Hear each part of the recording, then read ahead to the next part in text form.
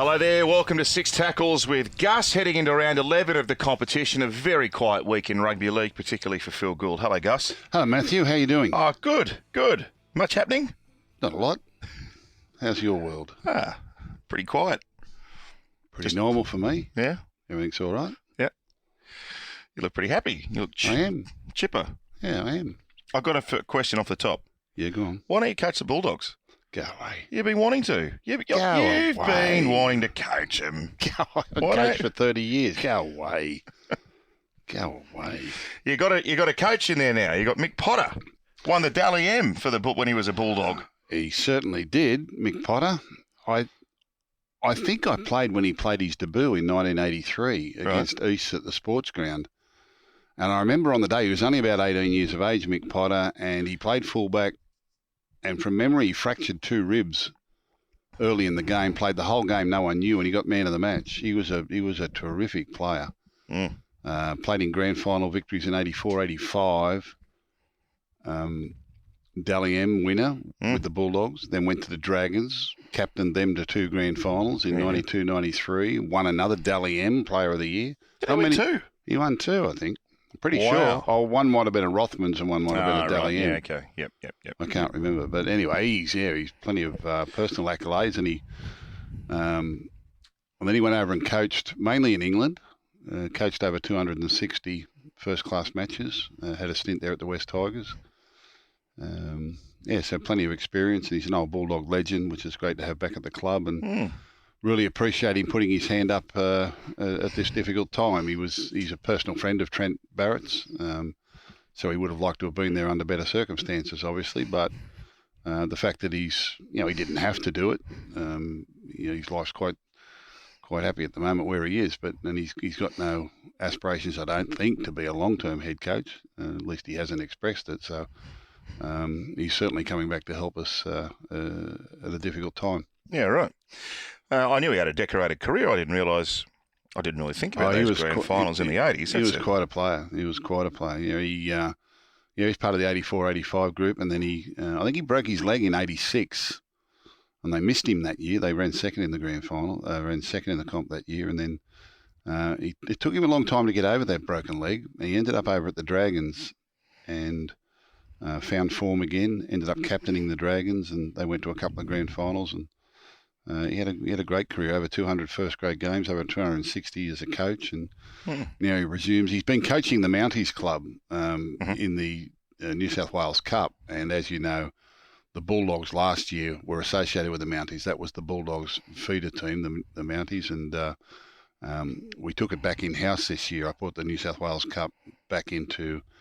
the Bulldogs, because I believe it's important, and that was hard on the Mounties. I didn't like to do that, but I had to do what was right for the Bulldogs. And Mick's coaching the Mounties, so he's coached a lot of our young players anyway on the pathways through, and he knows a lot about our club. He comes down to training regularly to watch them train, so it just seemed like a good idea. It was rather than it was just a new voice. It was just something different for us, and I think we need something different right at the moment. Just to help the players out that are under contract at the moment and help them with their careers and hopefully help the club win a few games. So I read online that in 2016, which was Mick Potter's last year as the West Tigers coach, mid-season, they were in 6th place. It's as good as they've travelled since. And then they got a stack of injuries. I think they had Farrer out and... or Farrer in particular, and I think Aaron Woods was playing back then, and they lost Liam Fulton and a few others, and then things sort of fell off. But Mick Potter was coach of the Tigers when they've gone as good as they've gone in the last 7 years. So things weren't, he can obviously coach a bit, and he's done a good job over in the UK. I know you've talked about this till you're blue in the face, but we have to address it. You had a detailed chat with Trent on Sunday. It's obviously a personal conversation, so I don't want to intrude too much onto that. But why didn't he think he could turn this around? I think it just probably got the better of him, and he went through a range of emotions, to be honest. And I'm not talking out of school with that. I think people on the outside could see the sort of pressure that it puts them under. We've seen other coaches and other clubs attacked in a similar way in recent times, and certainly the Bulldogs and Trent was getting their share. The Bulldogs are a big club. It's got a massive fan base, and the club has been in the doldrums for 5 years. I mean, losing's not out of the ordinary for them this year. It's been a habit that's got worse over a period of time. They only won 3 games in 2020. They only won 3 games in 2021, and starting 2 from 10. I think most people had sort of got their expectations a bit higher than that, given that there were some off-season recruits or recruits from last season. But yeah, look, it's results-based, particularly with the fan base, and that put a lot of pressure on Trent, and you could see that he was sort of feeling it. And I think the disappointment of losing that game last Friday night took its toll after the game, and we met him again the next morning. I met him with the captain, Josh Jackson, and and he went through some ups and downs with that. And then by Sunday morning, he was really positive again. He'd sort of been in touch, and he'd got the program ready for this week and changed a couple of things about the training. And then he rang up and said he was going to make some changes to the team, and he was sort of up on Sunday morning. And then there was a report came out on Sunday afternoon that the board was meeting to discuss the coach's future, which was, a rather embellished explanation of exactly what was happening with that meeting, because it was a subcommittee of the board who meet fairly regularly to talk about governance and salary caps and recruitment possibilities, et cetera, and obviously team performance comes into a little bit of that. But as I say, I don't believe at any time that Trent being sacked was on the table. I don't think that was ever going to be a solution or seen as a solution to what was happening at the moment.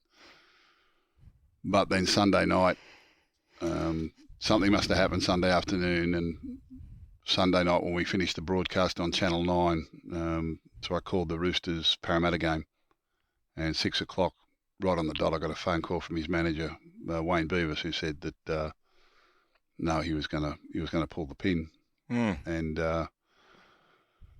so I left Suncorp Stadium, jumped in the car, drove out, rang him, and he was sort of struggling to talk and communicate what he wanted to say. And I pulled over into a laneway, in a dark laneway, and just sat there and listened to him for an hour as he sort of discussed his frustrations and poured his heart out. And he takes it. He loved what he did. He threw his heart and soul into that job and into those players, and he had a great relationship with them. And he tried so hard, but things just weren't working for them at the moment. He sort of come to the conclusion. He said, "I can't see my way out. I don't know how I'm going to fix this. I don't know how I'm going to improve it." And that was the thing. He kind of, in his own mind, he'd come to the realization that things weren't going to get better, and he needed to hand it over to someone else and hand the challenge over to someone else. It's a very difficult time. He'd been there for, last year and the 10 rounds of this year, and they hadn't won many games, and that tells, and the media pressure tells, if that's what they were setting out to do, well then congratulations, they achieved that. But I feel for a lot of these coaches at times, and I always support them. Doesn't matter who it is. It's been Anthony Seibold or Michael Maguire or whoever's in the latest sites of the media, trying to end a coach's career. I always say, well, the solution's not always in sacking the coach. And there aren't that many out there to pick from. No. Yeah. Well, the solution, you've been pretty plain about that, as you've mentioned there, across a number of different scenarios where coaches have changed, and you've said that changing the coach, that's the tip of the iceberg. You've got well, it's the tip of the iceberg here too. It's the tip of the iceberg here. Well, yeah, that was my question.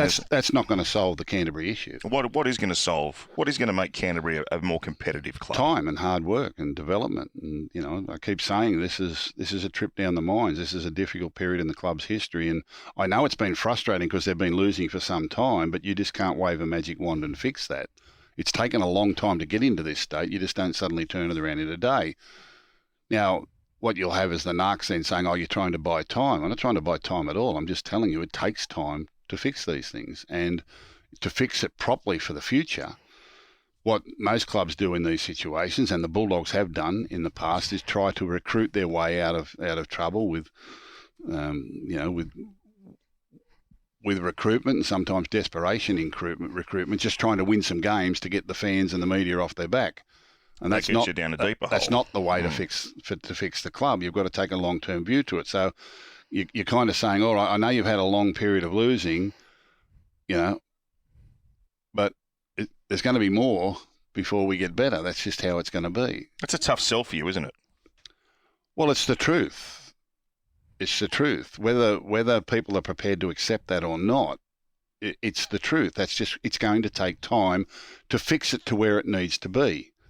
All right. So this is a long-term process. My aim is that the Bulldogs are never in this position again, that this great club with this great supporter base, the biggest club in Sydney, I believe, this club should never be in this position. Therefore, we never want it to be in that position again.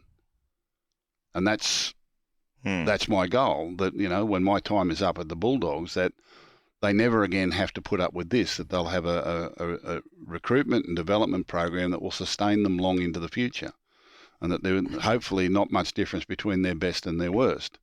And I've been through this a couple of times, and it takes time, and I know what needs to be done. I know what it looks like when it's right, and we're a long way short of that at the moment. Now, a lot of hard work was done before I got to the Bulldogs by people who were in these, your board of directors, and Trent Barrett came into an unenviable situation and tried to fix it quickly, or to try to get some results, because there's an impatience about this with supporter base and people around the club and in anywhere. So it's we understand it's going to take time, but can you just win this week? So I feel better about it. And with every loss, they don't feel so good about it. So there's pressure on, and the pressure ended up telling. And Trent took the decision away from the club, is the truth of the matter. Trent, I think the club, and certainly I, was going to persevere, but he took that decision away from us because personally it was starting to affect him. And it was probably a discussion with his family that eventually made the decision, because they were kind of, well, you don't need this and we don't need this. And, it's... And I've been very worried about him the last couple of weeks with his own emotional state, and it sort of told on. I knew sort of on Friday night when I spoke to him after the game, and then we went and met him again Saturday morning, that he was not in a good place. And then by Sunday, it was kind of, you go through the roller coaster of emotions. By Sunday, he sort of convinced himself, and he's competitive, and I'll get out of this, and we'll get out of this, and. All right, well, how's that going to happen? And what's going to be different this week or next week or the week after that? And it's still a long-term process. And then, whatever it was, a discussion with the family, or thinking about it Sunday afternoon, or the fact that it was being reported that his position was under consideration, he probably just thought, the club doesn't need this, I don't need this. And he made the decision. His manager rang me at 6 o'clock on Sunday night to tell me. You said when you spoke to the media the other day that you've all let Trent Barrett down. Have the players let him down the most? Well, it's everyone. Like, if a head coach loses his job, if a head coach feels so badly that he needs to resign, everyone's failed. Everyone at the club has failed. There's no getting around that. But the head coach, the players take more responsibility for what's happened. The head coach is not the only reason that clubs fail. The head coach is not the only reason that football programs fail. The head coach is not the only reason that players play badly. Everyone takes responsibility for that. Everyone. And, we all feel badly about it, that he would have to come to this decision. And no one likes this. No one enjoys this. But it's part of football. It's happened before. It'll happen again. It's a high pressure job that they take on. 99% of it ends up in you losing your job at some stage. It's only a matter of if and when. There are very, very few that stand the test of time. But I suppose what I'm asking is, are you prepared here to lay some of the blame at the feet of the players? They're certainly taking the blame. They're certainly taking the. Many of them were quite upset about what the decision, and I guess they all take responsibility for that. Mm-hmm. So they should. Yep. Brent Naden, what happened there? So Brent Naden, we had several approaches actually during the summer months. West Tigers had a spot left, and they were looking for an outside back, and they'd often been in contact. And last week again, they made an approach. I didn't tell Brent until after the game on Friday night, But I just said we'd had an approach from the West Tigers and that he should consider it. And then Sunday, when Trent made the decision that he was leaving, I said to Brent that, maybe this is an option he needs to consider, and he decided to do that. So Brent's gone off to. We've got some young blokes coming through, Jacob Carraz and Paul Alamonte, that play in that position. So we had some depth there, and we need some salary cap room as well. So it worked for the West Tigers and it worked for us, and I think it'll be a good move for Brent Naden as well. He's a good kid. I first recruited Brent when he was 17, went up to Dubbo. He came from Wellington. I first saw him play at Mudgee, playing for the Western Rams as a young fella at 16, and we recruited him to the Panthers. He actually captained a premiership winning under-20s team there, playing fullback, and he moved around to a few clubs, and we gave him an opportunity back at Panthers a few years ago, and he kicked a bit of a goal there with playing with that great young side. And when Trent Barrett went to the Bulldogs, he had an opportunity to sign Brent Naden, so he signed him, and Brent arrived this year, and now he's playing for the West Tigers. Okay. And you mentioned the salary cap there. Look, last one. Is your salary cap at the Bulldogs a bit of is it a movable feast? Might we see other player movement? No, look, the simple thing I can tell you about the salary cap is that for 2024, which is now only 18 months away, we only have 5 or 6 players on contract. Okay. Out of a top 30. So our salary cap is actually in really good shape. Not right at the moment, but in 18 months' time, we have the opportunity over the next 18 months to totally reshape the look of the Bulldogs and the culture of the Bulldogs as it exists at the moment. And what we're looking at is, setting up the framework for an academy system that will provide a steady stream of young talent coming into the senior ranks there for a long period of time. That's hasn't been in place and has been neglected for a long period of time. Therefore, we have some players that are showing NRL potential in the junior rep, but nowhere near enough. So I have to go out, and I've been active, going out and interviewing players and parents. I was up there at Queensland last week for Magic Round. I went up on the Wednesday, and over the Wednesday, Thursday, Friday and Saturday interviewed 15 families, with young boys between the age of 18 and 21 that I think have got potential to be in the NRL roster by 2024. And I'm looking to bring as many of those into the program as we can to complement whatever kids we've got in our system. I want an academy program that starts at 14, 15, 16 years of age for local talent and other talent that we recruit to bring into a system that will be developed through as Bulldogs from young teenage years. I need to go out and recruit players between the age of 18 and 21 now that I hope can be a part of the top 30, at the bottom end of the top 30 in 2024 and have NRL potential.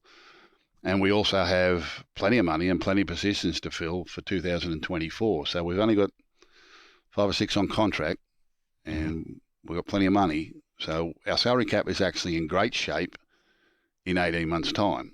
From 2024 on, I think that's where we really get some momentum and get started. Until then, there's very little available to us, although I've been able to adjust some things since I arrived and signed Viliami Kikau and Ryan Sutton and Reid Barney for 2023, which is a great start into 2024. I had to make room for them in 2023 to get a run up into 2024, and those players are 3 of the players that are on contract for 2024. So I think we're in great shape if people are patient. If you know what I mean, yeah. So. This is what you do, though, isn't it? I mean, you did this at Penrith. I mean, Penrith. But you set up the development program that you're talking about. There was a lot of similarities and a lot of differences, and it's a different sort of club and it's a different area, and it's, you just can't, it's. It was the same when I went to the Roosters back in the mid '90s. I mean, they'd run last in first and reserve grade and couldn't recruit a player, and what we did over the next 6 or 7 years before we won a title. And the philosophies of it have sustained them for 27, 28 years, and they've had great coaches that come in and kept that going. And Trent Robinson has transformed the club into a different level, and obviously with Nick Politis and those people there have turned into powerhouse of a club, and they've had great lights for a long period of time. And the Panthers will be same. There's no stopping the Panthers now. No stopping them whatsoever. It's only going to get better and better for them, and that's, you take great pride in that as too. And the Bulldogs will be good too. I guarantee it. But it's going to take time, and unfortunately there's some casualties along the way, and there's some hard times here, and you've just got to put up with the noise and the rubbish that goes on with the media, that to stick to your task and to stick to what you know and stick to what you believe, and trust in the truth, not what you hear in other media outlets, and not what you hear from people who have their own personal agendas and their own personal grievances, which, is water off a duck's back to me, but it does affect other people in different ways. And I suppose the fans... We've got to keep a calmness with that, and fans don't understand that either. I think most fans understand the lack of credibility in some of the reporting and some of the comments that are made. It's personal. It's against me, not against anything that happens. And it's but I think it's fabricated and it's lies. Bulldogs fans are hurt that the coach is gone, aren't they? I mean, they're hurt by the lack of success. Yeah, and everyone hurts when that happens. That's a big thing to lose a coach. That's not nice at all. But it's the pressure of the situation, and Bulldogs has caused a young, and I think he's a great young coach, and he's got potential to be a terrific coach if he ever chooses to return to it. But he just needs to be in the right place at the right time. This was just too difficult a job for him at this time. Yep. In sometime down the track, the Bulldogs will be a prime job for someone to come in and do. So we've got a big decision now about who our next head coach is, and I think it's got to be someone that's experienced and has the reputation that can handle, what needs to be done in the short term. I've got an application for you. Have you? One came across my desk this morning. Okay. I think this person knew that I was catching up with you. Okay. It's mindset. That's something I do. I know the game. I've been playing since I was 4. Rub a bit of Mundine flavour into the Gould flavour, and we've got a championship team, baby. What does a Mundine flavour and Gould flavour infused taste like? That'll be Anthony Chock Mundine. Correct. Yeah. Send your CV, Chock. AskGus. He was a good one. He was a great player. I'm interested in what the Mundine and Gould rub together tastes like on the meat. I don't know. Be spicy, wouldn't it? Be spicy. Hey? Be spicy. Anthony Mundine. He's a beauty. I love Anthony. Maybe him and Willie Mason could be co-coaches. Yeah, you are really trying to test me, aren't you? What if Brad Fittler's CV came across your desk? I don't think that'll be happening, mate. He's got the 2 best jobs in the world. Yeah, I know. Geez, you've both been saying that this week. Almost like you've talked to each other. And he has got the best jobs. He's got a plan to deflect all these questions. He's got the 2 best jobs.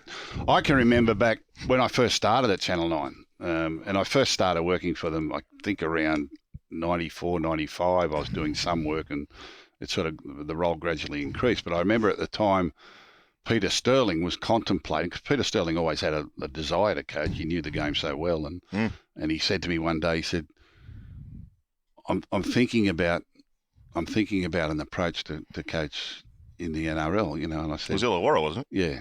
I said, well, mate, you've got the best job in the world right here, right now. I said, you can coach all 16 teams from the commentary box. Well, don't do it to yourself. I said, you've got the best job in the world. And I don't know whether that advice convinced him to reject that offer, but he never went into it. Yeah, he's had a very contented career since. Best job in the world. It's the best job. And, and Brad Fittler's coaching New South Wales. Best coaching job in the world. And what? That's the best coaching job in the world, to coach the Blues. So I've got to do Fred in the 8th after this, and they want me to ask him about whether he wants to coach Canterbury. Can you give me, how am I going to get an answer out of him? You will. He'll say he's not going to do it. No, he's going to say, he's got I'm no focused interest on coaching New South Wales. 100%. 100%. I'm going to get nothing in mind. Do you reckon Sterlo would have been a good coach? Yeah, of course. Yeah. Yeah, he was, and Sterlo was coached a lot, obviously, by the great Jack Gibson. Yeah. So there was a lot of him. There was a lot of Jack in Sterlo's commentary, even, and his views on the game and the way he looked at the game. And people come through different education processes. I never got coached by Jack. It was one of the things as a player. And I wasn't much of a player, but you kind of wonder, what would it have been like to be coached like Jack Gibson? And that was a consideration of what would it be like to be coached by Wayne Bennett. There'd be plenty of players around. I wish I had the opportunity to be coached by Wayne Bennett at some stage of your career, just to see what it's like, because everyone who was coached by Jack Gibson raved about being coached by Jack Gibson. So as a player, I thought, well, what would it have been like to be coached by Jack Gibson? I thought I was coached by the greatest coach in history, which was Warren Ryan, and I still believe that. And I think that's what's served me well throughout my career. But in what he taught us about the game and football. But it would have been interesting to be coached by Jack Gibson, and even the thought of it now, I'm thinking, well, would it have made me a better player? Would it have made me, better at what I do? And I think Sterlo would have been good at it. I think he'd have been very personal. I know he went in and had a little stint helping out with the Origin side there at one stage, which gave him a little taste of it. And but it's coaching the NRL level. It's not for the faint-hearted, mate. If you're not ready for people to talk about you, if you're not ready for people to lie about you, if you're not ready for people to criticise you, then it gets very tough for them. I wonder which other players you've been associated with that might have made good coaches but never went into it. Can you think of anyone? That never went into it? That never went into it, but you thought, gee, this bloke could be a good coach one day. Ooh, that's a good question. Would Brandy have been a good coach? Yeah, but Brandy helps out with the Origin side, and he's helped out with the Panthers at different times. I guess I mean club coach. As a club coach, that didn't do it, that would have made a good club coach.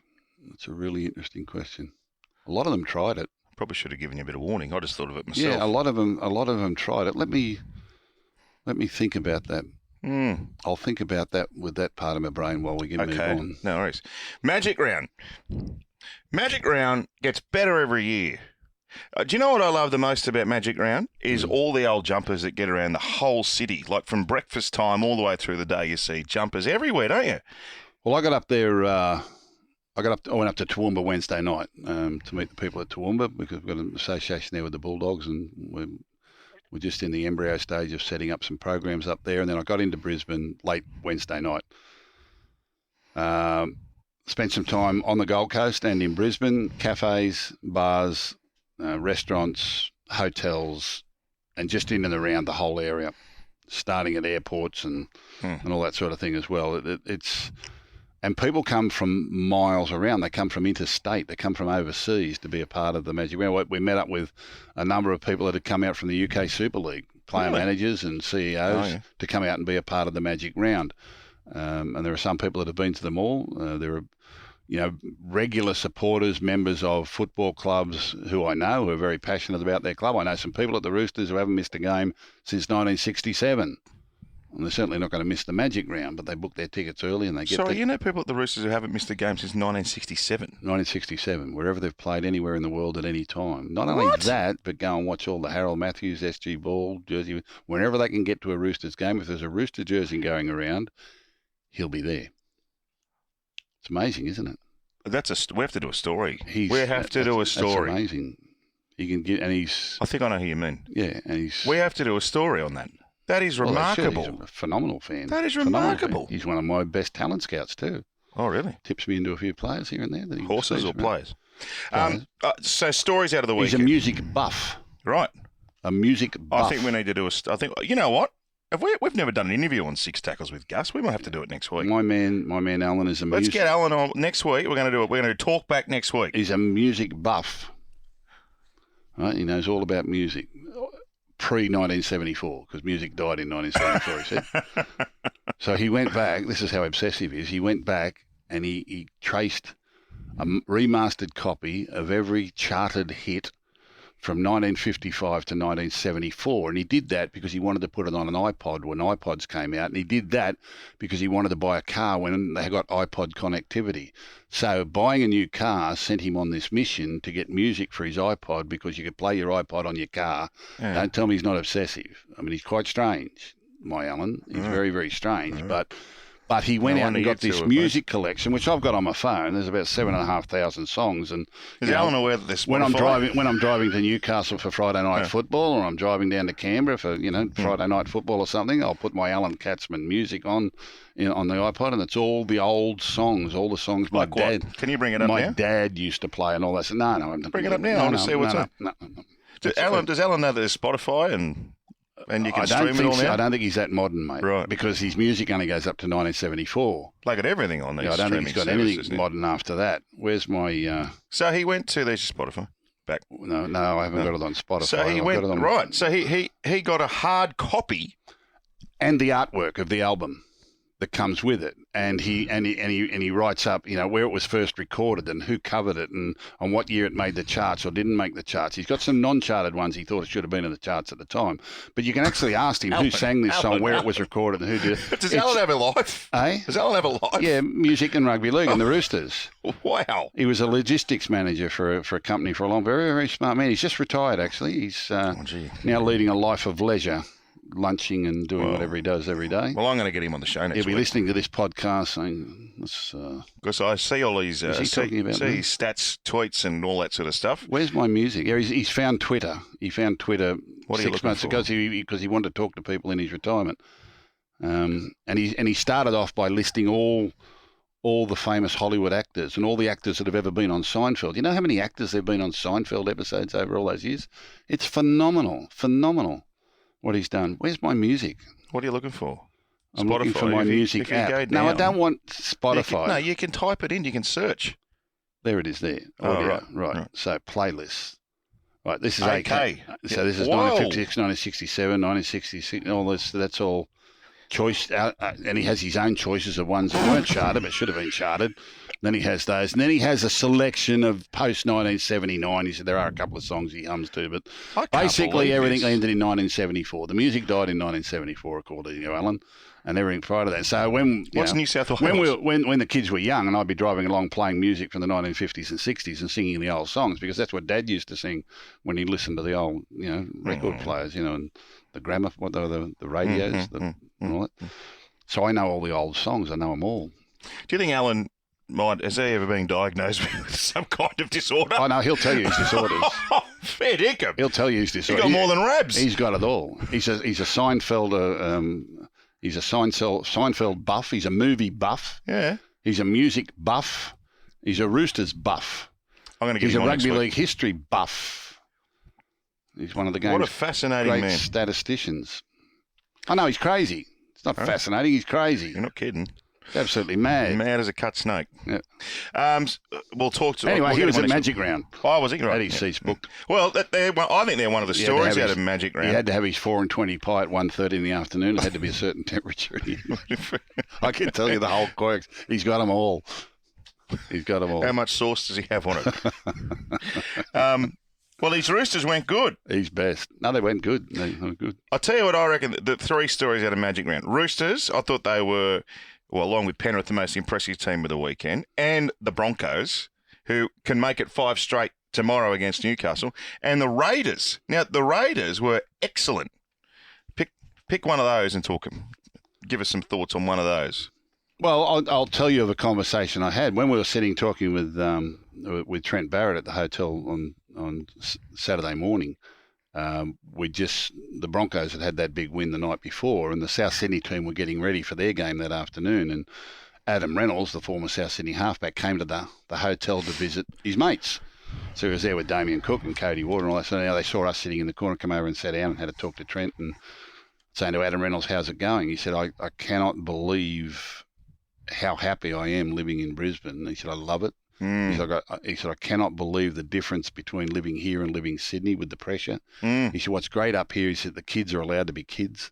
He said, they don't have the scrutiny and they don't have the pressure and they don't have the restrictions that they have and the fear of media and everything else that they have down here in Sydney." He said, they're allowed to be kids and they're allowed to do what kids do. He said, they're great talents, they're great footballers.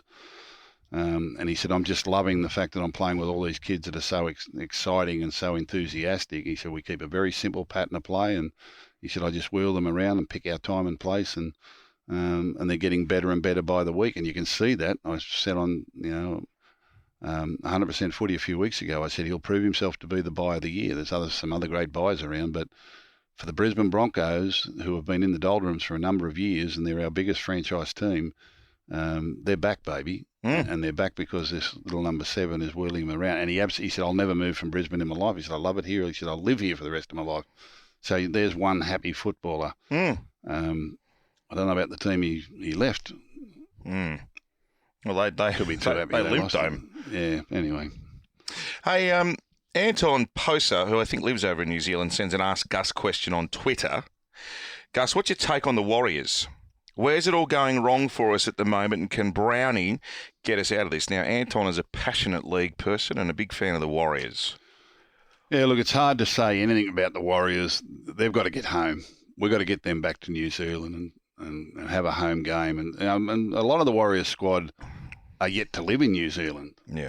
They haven't been over there yet. It's hard to imagine what it means to be a Warrior and how they build their culture from where they are. They've been nomads for the last 3 years, and I know they've settled in Redcliffe this year, but it's still not home to all of them. They don't come from Redcliffe. It's not as though they're in their hometown or anything like that. And we need to get them home. You can't judge them until we get them home and get back to New Zealand and get to playing home and away and getting a home ground base, reconnecting with their fans and their corporates and all that. So my first solution to the Warriors is get them home. Yeah. Get them playing out of New Zealand, and then it can link up with the academy programs that we put in place, probably this time 12 months ago when I went across there. I did get over there for a couple of visits, and we employed some good people, and they're doing a good job. They've got some really good young players that are over there, but it's very hard when it's not in the shadows of the NRL program, and they can be around the NRL players and coaches as well. So they've done well to stick in this long. They've done tremendously well,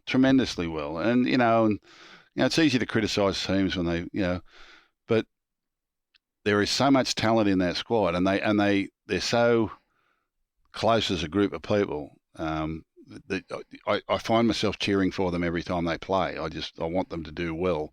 Having been involved with them and got to know them and got to know the culture of a lot of those players, it's really important. But we've got to get them home. We've got to get them back to New Zealand. We've got to get them playing out of New Zealand, and then we can start to judge them. And I think, I'm confident that in the next 5 to 10 years, they'll be a major force in this competition. I still think they're a finals quality team this year, but it's difficult. It's hard for their families. It's hard for everyone. And not knowing when they're getting home, if they're getting home, and who's going to go home. And, it's a really difficult situation. I really feel and particularly the owner, Mark Robinson, who's a great man and is investing his own into this, and he wants to invest even more, and he wants to do something special for rugby league in New Zealand, but can't get home. They can't get back there to get. Well, let's hope they do. They're spinning their wheels. Let's hope they do soon. Jason Keft on Ask Gus has sent through a proposal that I quite like. Should the bunker officials have a shot clock of 1 minute on the ruling on tries? If the time of 1 minute expires, the ref decision stands. No. You know my solution with the bunker. Yeah. Don't ask me bunker questions. We don't condone arson on the show. Even people on Twitter, they ask bunker questions. Why? Peter Ferguson. They're trying to upset me. This must be a G-up. When was the last time a major ground was mowed by someone with just a basic push lawnmower? I guess it must be Henson Park in the early 80s. Can Gus answer this question? It'll be a while since we've seen that. They used to mow where the sidelines and the they used to mow that before they put the white line on it. They'd mow that with a hand mower. Yeah. Now they're on the big ride-on jobs, But now the fields today are phenomenal compared to what they were back in the day. I'd like to have a crack at mowing one day. If you went across with a hand mower, you're liable to pick anything up, rocks and bottles and all sorts of things. I enjoy mowing the lawn. I find it very cathartic. There's nothing better than mowing the lawn and then sitting there with the hose and giving it a thing and having a quiet beer. Yeah. There's nothing better. Andy. You feel like you've accomplished something. You do. Yeah. Especially when you do a nice job and you're happy with yourself. So now when I pay the bloke to come and mow the lawn, I sit there and have a beer anyway. I feel like I've accomplished something. Name the top. I can't get home to mow the lawn.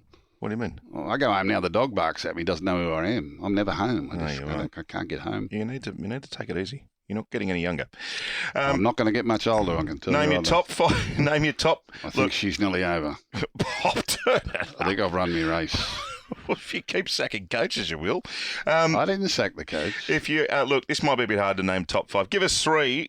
Andy says, give us top 5. I'm going to say 3 pests you've been involved with over the years. The ones who are smart asses, but you loved having in your team. He's given James Maloney as an example. I'd imagine he'd be one of them. Well, he's in the grand final. Paul Langmack. Paul Langmack, serial pest. Mark Geyer, serial pest. Yeah. Lovable pest. Ricky Stewart, serial pest. Serial pest. He climbed 3 balconies one night and made me have a beer with him after an Origin. Yeah. Then went and dressed up as a room service bloke to wheel in a dozen beers. I knocked on the door, bloke. There was a room service bloke. I thought I didn't open room service. I opened the door and he pushed the trolley in and with 12 Crown Lagers on ice.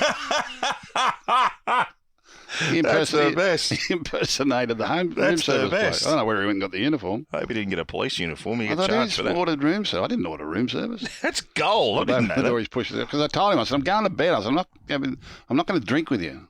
Go away. Climbed over balconies and banged on my window, and then he went and got the room service trolley and dressed up like the room service bloke, knocked on my door. I don't know why I answered. I looked and said, who's knocking on the door at 3 o'clock in the morning? I looked out and the room service bloke, I thought he must have the wrong room. So I opened the door and he pushed the trolley past me. 12, What time was it? 3 o'clock? Yeah, 12 Crown Lagers on ice. Oh, Ricky. Serial pest, Ricky. There's another one we've got to get on. I love Ricky. We used to go out for lunch and Yeah, I know you. it would end about 2 in the morning. Yeah. You'd bring back the dinner menu and then... That's all. At least That's why I haven't got long to live. You know, that he's taken years off my life, these blokes. You're pretty tame. They've taken years off my life. All right, 6 tackle trivia. I've got 2 questions for you. I'm going to do one this side of the break and one the other. The first. Now, the theme is based around a couple of the key matchups this weekend. All right, okay. Okay? Let me get me draw. Turn the Catsman music off. First one. Who am I? I was born in Paddington in Sydney in 1955. My 3 Wait on. 55. Right on. My 3 first grade clubs included the Sea Eagles and Para.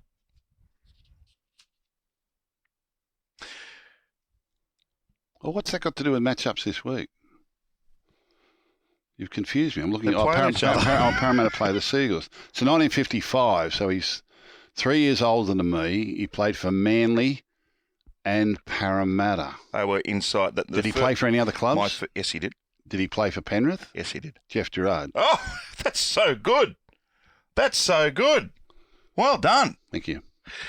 All right. I've got an audio one, which I'll do on the other side of the break here on 6 Tackles with Gus, that's brought to you by Bluebet. That is just the best ever. I played in multiple grand finals for both Manly and Parramatta, but never won a comp. Started as a centre, ended up as a front rower as he went through his career. Played for New South Wales and Australia. Still on the board of the New South Wales Rugby League. First player to play 300 games. He was a Blues selector at one time, too. Yep. Great player, wasn't he? He was. Jeff Gerard. Played with a beard. Mm-hmm. We didn't have many beards in those days. Now everyone's got a beard. Boys here have got beards. Mm-hmm. Our sound people here are just sitting here. Okay, ready for your second one? Yep. Who scored the first try in the 2003 grand final between Penrith and the Roosters? 2003 grand final, Penrith Roosters. Luke Prettis went through and linked up with the winger Luke Rooney. No? Yes. But probably would have been in more grand finals. Mainline Prettis. Prettis to the 20-metre line. Here's Rooney. Here's the first try. Yes! Yeah, baby! Rooney has scored for the Panthers. Poured raining all day. Yep. Yep. I watched that as a punter, I reckon 6 rows from the very back at ANZ Stadium. Did you? And I wanted to have $50 on Luke Prettis to win the Clive Churchill I medal, was but it working for started Channel 9, pouring. standing in the rain. There you go. Well done. 2 from 2. Yeah.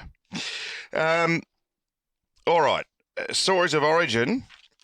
We are the 9th. I won't get this. No. We're just going to have a little chat about this. We're not Thank doing you another to everyone. trivia. No, there's the 2 questions. I thought you said 3. No, 2. Okay. If I could think of one, I'd give you another one. Thank you to everyone that's downloaded Stories of Origin. We've been out for less than a week. It's the 9th most listened to podcast in the country inside a week. Very pleased that everyone likes it. Well, not everyone. The majority of people that I've heard from like it. Coming out this week, our episode about the Dynasty. Speaking to Darren Lockyer and other members of the great Queensland team, which won 11 of 12 and 8 in a row. So if you're a New South Wales fan like Gus, it won't be easy listening, but there are some great stories coming out of it. And this clip in particular is very telling in the episode. The Blues slow to get back into the line. Oh, he just set the ball lucky. He scored. They can't take that off him. They won't take that off him. He will point to the spot.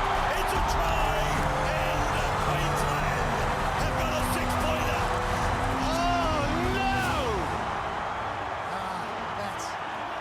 That's Origin. I remember thinking they were slow coming back, and I thought, well, there wasn't too many players close to play the ball. So when the ball left the hands of dummy half, I just sort of was thinking I'm going to tackle whoever, catches it as quick as I could, to try and, apply the pressure, which was the plan.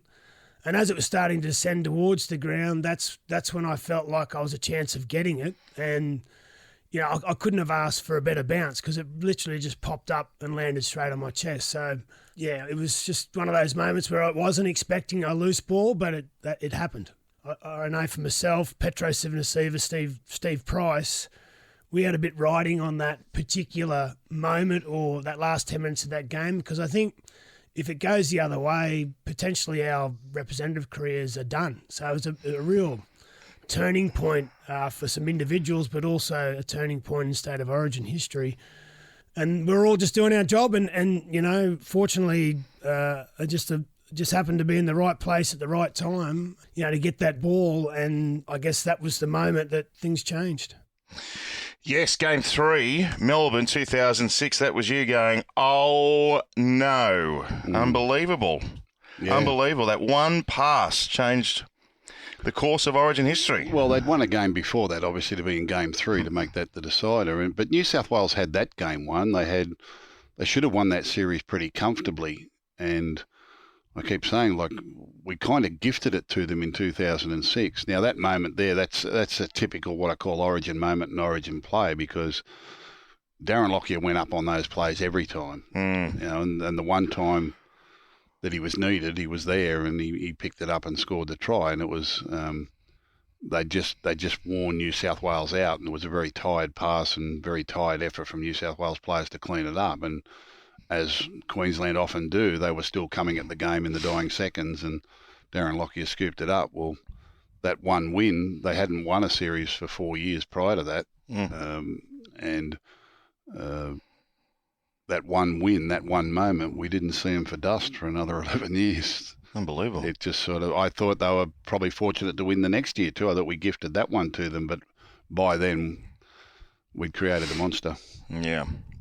So Stories of Origin, the Dynasty out Friday, and then episode 4 to be released next week is Gus Gould, talking about his time as New South Wales coach. And we talk a lot about early 90s Origin, and that was a wonderful era for Origin football overall, but obviously the first real era of success for New South Wales teams with Gus in the coach's box. Let's talk round 11 action. Starting Thursday night footy up in Newcastle, the Knights bouncing off a win over the Bulldogs up against the red-hot Brisbane Broncos. Now, the key story here is that Anthony Milford returns to the NRL and will wear the number 6 jumper for Newcastle alongside Adam Clune.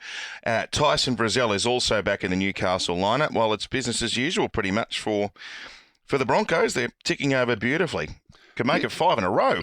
Yeah, the Knights get to return home after finally winning a game, and they grafted out an effort against the Bulldogs the other night. It wasn't the most inspiring game of rugby league, but they managed to come up with the points to get the victory, so that'll make training a bit more enjoyable this week. But And the Broncos, if they're genuinely going to play finals football this year, which I believe they will, these are the games they need to win. They need to nail this. In the past couple of years, they might have dropped a game like this playing away from home, but they need to bring their Suncorp Stadium form wherever they go at any time and beat it. And I'm sure with Adam Reynolds at the helm now, just the way he spoke about them the other day when we had a chat to him up in Brisbane, I just can't see him letting these fellas lose focus, and I can't see him letting the game get away from them. I think he's got them under his control and under his spell, and he just unleashes the athleticism of them and the skill of them, and I think they'll have far too many points in them for the Newcastle Knights. Yeah, good to see good to see Anthony Milford back. They say, actually I spoke to Benji Marshall, who said that they're saying he's absolutely carving it up at training, so let's hope he's fit and we can see some of the old Anthony Milford form. I reckon a change of scenery might be the answer for him. West Tigers versus Bulldogs. Probably no need to go into this one too much, but except to say you've all got the flu as well, just to compound things. Well, yeah, on Monday we had 12 players that didn't come to training because of the flu. I had to give them the news about Trent's resignation, and 12 of them we had to do via text message to let them know what had happened, because once you tell them, it's going to get out into the media. And we had to call training off on Monday and Tuesday. So today's their first session. They've turned up this morning. I think Josh Adokar, Matt Burton, Luke Thompson came in but's gone home again, and Jaden Knockenbaugh are all incapable of training today, and we're only 48 hours out from the game. So Corey Waddell's failed his HIA protocols, so he's unavailable. So if the boys that are crook today don't play, we'll have to get exemptions for a couple of players to play that we haven't named in our top 24 as yet. Okay, so it's a tough week at Belmore. Friday night footy, the old rivalry, this one. 7:55 kickoff at CommBank Stadium, Para versus Manly. Not much to report for Parramatta, except that Ryan Madison has been so good in the last few weeks that he's back. He's in the starting lineup at lock forward. Nathan Brown to the bench. They get Murata Niokore back as well from a hamstring problem. Now, all eyes are on Turbo here, who clearly is not 100%. Struggled to get around the park the other night, and I'd imagine Brad Fittler's going to have a very keen eye on this to see where one of his star backs is at in terms of fitness looking into Origin 1. Yeah, the Blues have had a few players that have got some injury concerns at the moment, but they're still a few weeks away. It's a rep team. You can always find more players. Look, I thought, Parramatta, I mean, I said it during the call the other day, how could you be a Parramatta fan? They must pull on your heartstrings, eh? They can go to Melbourne and beat Melbourne. They go to Penrith and beat Penrith, and then find themselves down 20-6 or 21-6 at half time against the Roosters the other day. They were terrible in the first half. Roosters were all over them. Mounted a spirited comeback on the back of Mitchell Moses and a couple of outstanding individual efforts. Were they that bad, or were the Roosters just really good? The Roosters were good. I've said that. You asked me a few weeks ago, what's the problem with the Roosters? I said, well, nothing. They're getting there. They were tampering or tinkering with a few things in their game, and they looked a little bit like the Roosters of old the other day for the first 40 minutes. But then, there were moments too that 3 of the tries they conceded were very un-Rooster-like. There was the one where Moses just dummied on the edge and went through and put Papali'i under the post, and then there was the one where Papali'i just rolled through on the left edge there, virtually untouched, and ran 30 metres to score. And then Ryan Madison, just off a standing start underneath the post, and he threatened to do it all day. He was actually making half breaks all day. He's playing really well in the middle of the field, more renowned as an edge player, but he's a big, strong lad, and he knows his game. He's got good footwork, and he just went straight through the meat of the Roosters forward pack. And you don't their tries when Roosters are at their best, you don't see. People don't score those tries against the Roosters when the Roosters are at their best. Attacking wise, they look like they were getting back to some form, but defensively, it's still not the Roosters of old. So, just got to marry up the attack with the defence, or the A and the D, as the modern coaches like to call it. I hate that. That's my pet hate. Yep. D. I hate people saying D. What's D? Defence. I hate that. Why can't they say defence? Why have they got to say D? They shorten everything. Have you seen kids send I don't text like messages these days? Well, they can't spell. I try to write mine with proper grammar, and I'll get one back from the kids My going, text messages let's go. My text messages are grammatically perfect, even with punctuation. I use commas. The stuff that I get. Do you get? I'll show you some of the text messages I've got. You don't want to see them. Yeah, anyway, so the attack and the defence, not the O and the D. What's that got to do with Parramatta Manly? Yeah, Who's going to win? Eh? Who's going to win? Parramatta. Okay. 3 o'clock Saturday. This one's at Cogra. Dragons versus Warriors. Yep. A couple of the new faces. I see that young Volkman is in the extended squad for the Warriors. Yeah, he's a halfback. Now, he was playing with the Roosters lower grades. Good kicking game, really good kicking game. Steady player, genuine half. He's on the extended bench. Doesn't mean he'll play, but he's at least under No, consideration. but at least he's over there in the club and training now. So, Josh Maguire. And now the other thing too is that young Sloan, who didn't have a great game on the weekend, has been dropped again. Cody Ramsey's going to play fullback. Right. Okay. Well, this is a hard one too. Warriors are capable, but they're just not consistent enough. The Dragons are at least consistent. Whether they're winning or losing, they're not winning by much, and they're not losing by much either. They slaughtered that one on the weekend. Yeah, terrible. Although the Melbourne Storm put a score on. I think the Dragons should be a little too solid for the Warriors. One of the games of the week, this one in Townsville, Cowboys versus Melbourne Storm. Mm-hmm. How do you like this one? Mm-hmm. Now, Jerome Hughes has been named. People I've spoken to are saying, he was telling people last week that he doesn't reckon he'll be right for this week, so we'll just stand by for that. But all sweet in Cowboy land, can they jag their biggest scalp of the season up at home? Brandon Smith's been named as number 10. Yeah, Nelson's out. Wow. Look, I think the Cowboys will win.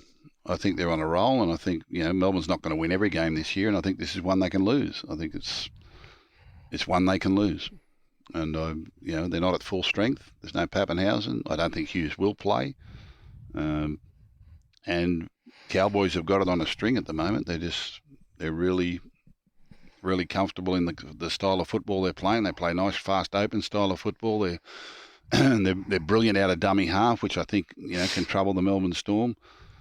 And defensively, they're much stronger than they were. I think they'll beat Melbourne in this one. Wow. Yep.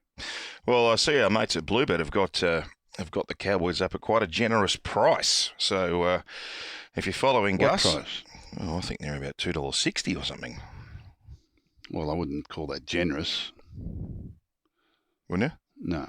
I'm tipping them, but I don't think they're, $2.60 is a bit skinny. I wouldn't back them at $2.60. Okay. Wait. They'll get out. Okay. There's Gus's advice. Now, another cracker. Roosters versus Panthers at the SCG. Suwali's going good, isn't he? I mean, a lot of them are going good. He's really grown into a player, but they're missing Victor Radley. Lindsay Collins is returning on the bench. Now, Terrell May, is that Taylor May's younger brother? Is that another one? Yes. Wow. Terrell's older than Taylor, I think. Right, okay. Yeah. Well, he's at number 24 for the Roosters. Probably won't play, but he's in the system. Been playing really well in the lower grades, churning out a lot of metres. He's a forward. He's taken a little bit longer to mature. I really liked him. I hadn't seen him for a few years, but he was very young when I'd left Penrith, but always liked him. And I don't know how he's ended up. I believe he's gone and been interviewed by the Melbourne Storm. I don't think he's under contract at the Roosters. So there's a lot of people picking him up as a talent. He's a really good player. But same family, very talented family. Was interesting. I mean, the Saturday up there at Magic Round was the wettest of the days. It was one where it was just teeming down rain all day, and there was 3 games on, and the 2 earlier games, everyone's talking about how hard the handling was and how hard the footing was and how slippery the ball was and how many mistakes there were. Out rolls the Panther. Yeah, they went bang, bang, bang. Bang, bang, bang, bang, bang. Just gave an exhibition in skill and speed and ball control. And when they do it right, there's just no one that can match them in the competition at the moment. So, Rooster will fancy themselves. They've had great battles over the years, the two clubs, but it's they're not going to beat the Panther. All right, Panthers to win. Now, 2 o'clock Sunday, Apex Oval, Dubbo. I don't know if I'd describe them as the struggling Souths, but there's nothing too fluent about their work at the moment. Up against Canberra, who are trying to make it 3 wins in a row. Now, that Zach Wolford went good last week, starting at hooker. Yeah, he played really well. Adam Elliott's back. He missed the game last week. I'm trying to see where he's been named in 18, but I'm sure he'll find his way into the side.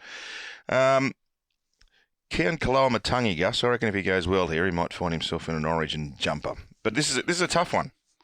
Well, the last time South Sydney went to Dubbo, what happened? I don't know. Do you remember? Oh, they got flogged by Penrith, didn't they? Only by 50. Yeah. Yeah. It's not Penrith, though. Yeah. And the Raiders were actually really good last week against the Sharks. Very good. Really good. There was no fluke to that. I'm tipping Raider to keep going here. I don't think Rabbitohs they've got it down pat yet. I think the Raiders might be a little too solid for them. Okay. I'm tipping some outsiders this week. You are. It's a good round. They're only $2.45. Now, there you go. See? What? It's not great value, but I do think the Raiders can win. Are we waiting for that one as well? I wouldn't be backing at that price. Okay.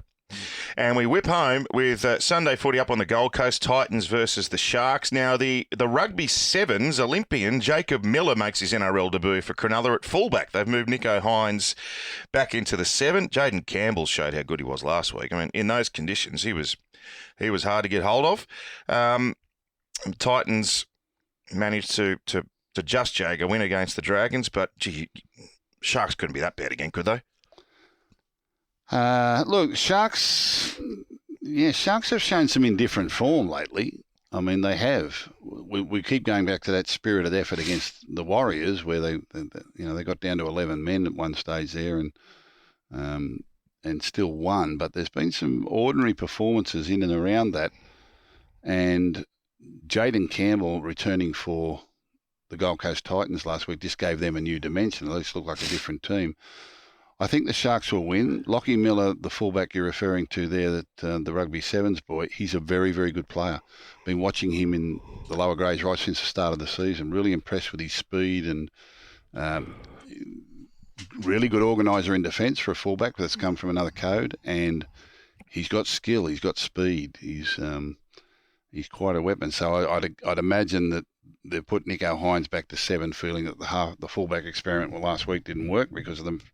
Young Kennedy who's suspended, but that's an interesting one. I thought the Raiders handled the Sharks really comfortably, and the Sharks, whilst good, their style of play is predictable. It's point to point, and they same plays and same shapes, and it's not hard to work out where they're going. Sometimes it's difficult to stop them, and some clubs have had trouble with that. But I think Lockie Miller he's a good player. I'm really looking forward to him playing. And I think I'm going to tip Shark there. I think Shark over Titan. All right. So my tips are Bronco, Bulldog, Eel, Dragon, Cowboy to beat Storm, Panther to beat Rooster, Raider to beat Rabbit, and Shark to beat Titan. Very nice. Thank you very much. Pleasure. The most informative and hopefully entertaining 6 tackles with Gus. And I got 2 out of 2 for the trivia. And you nailed that. I mean, that who am I? To get that after one question was quite something. Well, you didn't give me all the facts. I didn't even tell you that he played for Penrith. So I knew who you were talking about straight away. Well, we might have to just ratchet up the difficulty dial next week. I'll have a chat with my because man. Manly and Parramatta were great rivals back then. I think Ray Higgs went from Parramatta to Manly. Remember Ray Higgs played from there was a couple that swapped over there. I know Jeff had done the same. Anyway. There you go. Okay. Have a good week. Enjoy the rest of the I hope it gets better for you. Anyway, just don't get the flu. Everything's good, mate. Everything's good. Good. And Thursday night footy kicking off. Have trust. At 7:30. Newcastle versus Brisbane. I'll be heading up to call that one, and we will talk to you next week for 6 Tackles with Gus.